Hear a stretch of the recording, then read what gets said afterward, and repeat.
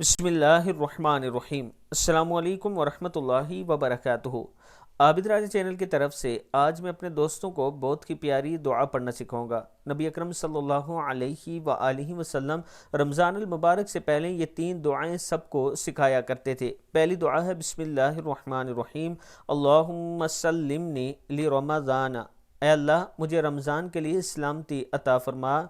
वसल्लिम रमज़ान अली, और रमज़ान को मेरे लिए सलामती वाला बना दे। व तसल्लम हो मिन्नी मुतक़ब्बला, और इस महीने को मेरे लिए कबूलियत वाला बना दे।